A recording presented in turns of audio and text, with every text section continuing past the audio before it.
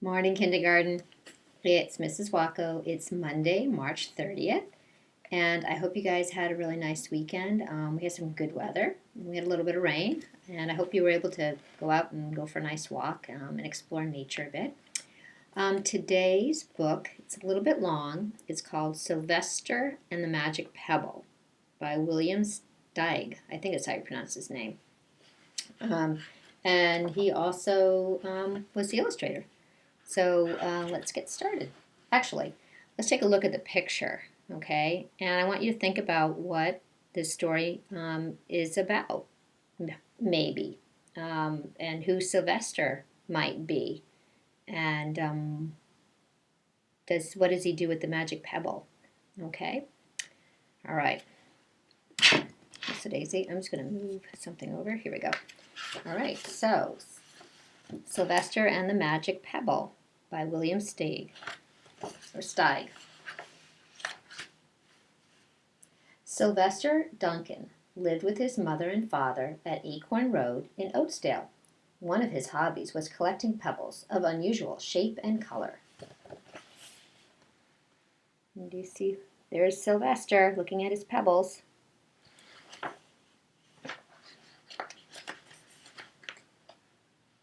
On a rainy Saturday during vacation, he found quite an extraordinary one. It was flaming red, shiny, and perfectly round, like a marble. As he was studying this remarkable pebble, he began to shiver, probably from excitement, and the rain felt cold on his back. "I wish it would stop raining," he said. Oops. To his great surprise, the rain stopped. It didn't stop gradually, as rain usually do. It ceased. The drops vanished on the way down. The clouds disappeared. Everything was dry, and the sun was shining as if rain had never existed.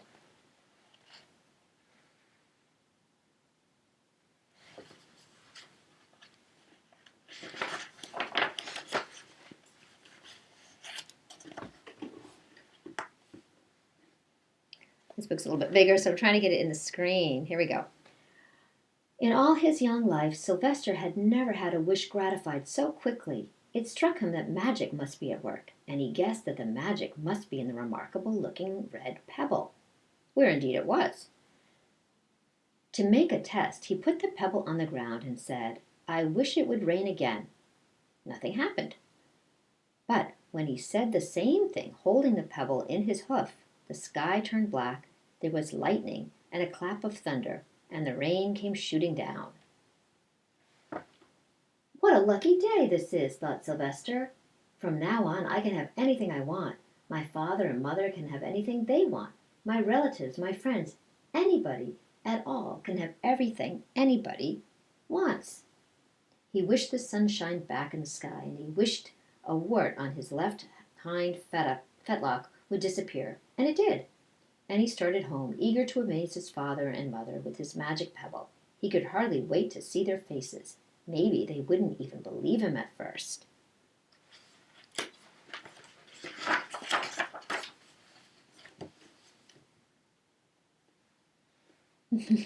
Sorry. As he was crossing Strawberry Hill, thinking of some of the many, many things he would wish for, he was startled to see a mean, hungry lion looking right at him from behind some tall grass. He was frightened. If he hadn't been so frightened, he could have made the lion disappear, or he could have wished himself safe at home with his father and mother. He could have wished the lion would turn into a butterfly or a daisy or a gnat. He could have wished many things, but he panicked and he couldn't think carefully. "I wish I were a rock," he said, and he became a rock. The lion came bounding over, sniffed the rock 100 times, walked around and around it, and went away confused, perplexed, puzzled, and bewildered. "I saw that little donkey as clear as day. Maybe I'm going crazy," he muttered. Uh-oh. So Sylvester turned himself into a rock. That seems like it might be a bit of a problem. What do you think? Let's find out. And there was Sylvester, a rock, on Strawberry Hill, with a magic pebble lying right beside him on the ground, and he was unable to pick it up. Oh, how I wished I were myself again, he thought. But nothing happened. He had to be touching the pebble to make the magic work.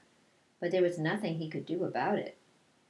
His thoughts began to race like mad. He was scared and worried. Being helpless, he felt hopeless. He imagined all the possibilities, and eventually he realized that his only chance of becoming himself again was for someone to find the red pebble and to wish that the rock next to it would be a donkey. Someone would surely find the red pebble. It was so bright and shiny. But what on earth would make them wish that a rock were a donkey? The chances the chance was 1 billion at best. Sylvester fell asleep. What else could he do? Nothing came. Oh, I'm sorry. Night came with many stars. There. And there's Sylvester. And there's the little red shiny pebble.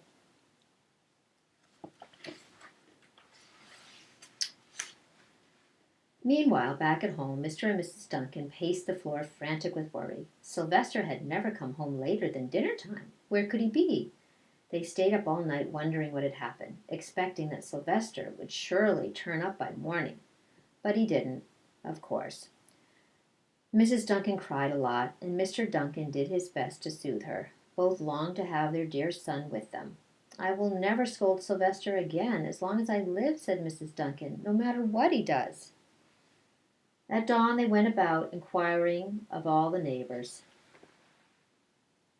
They looked so sad and worried.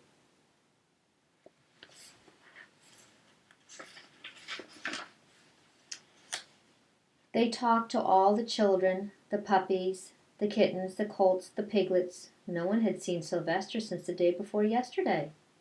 They went to the police. The police could not find their child.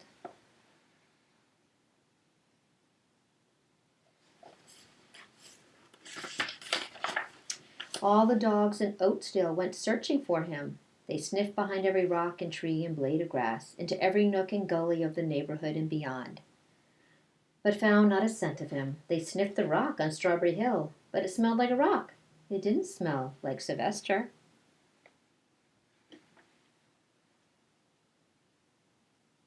Look at everybody looking for him. They're all so worried. After a month of searching, all the same places over and over again, and inquiring of the same animals over and over again, Mr. and Mrs. Duncan no longer knew what to do. They concluded that something dreadful must have happened, and that they would probably never see their son again, though all the time he was less than a mile away. They tried their best to be happy, to go about their usual ways, but their usual ways included Sylvester, and they were always reminded of him. They were miserable. Life had no meaning for them any more. How sad his dad is, and his mom, even the flowers.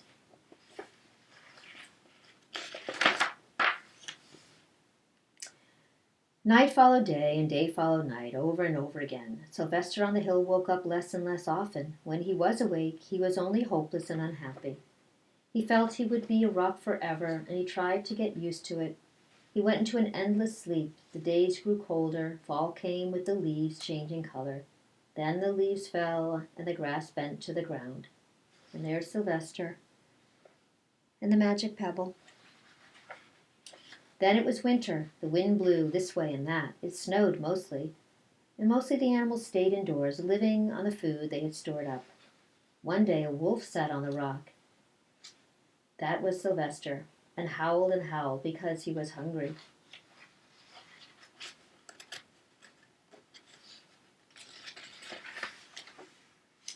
Then the snow melted. The earth warmed up in the spring. No, I'm sorry.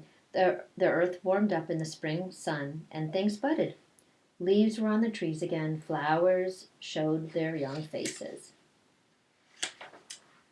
One day in May, Mr. Duncan insisted that his wife go with him on a picnic. Let's cheer up, he said. Let us try to live again and be happy, even though Sylvester, our angel, is no longer with us.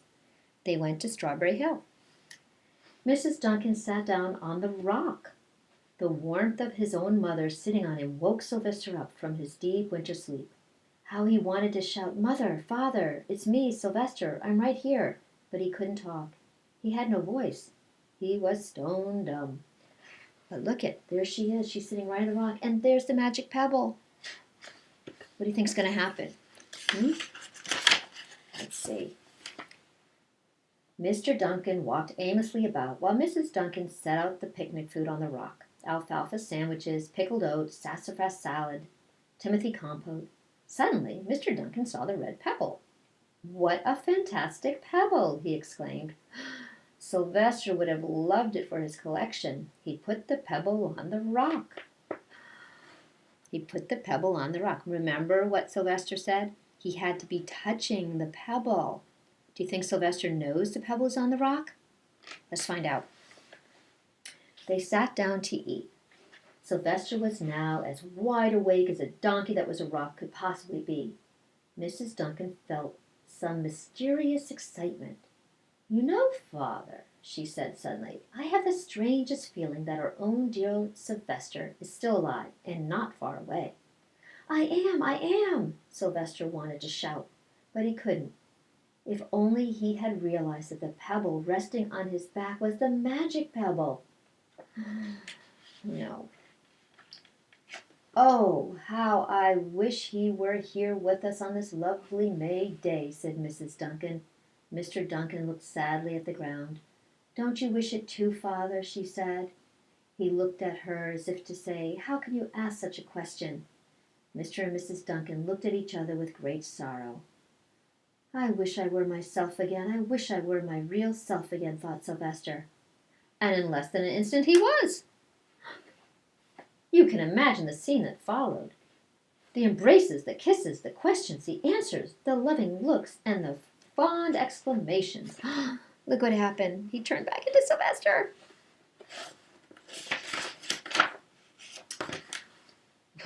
When they had eventually calmed down a bit and had gotten home, Mr. Duncan put the magic pebble in an iron safe from some, When they had eventually calmed down a bit and had gotten home, Mr. Duncan put the magic pebble in an iron safe. Someday they might want to use it.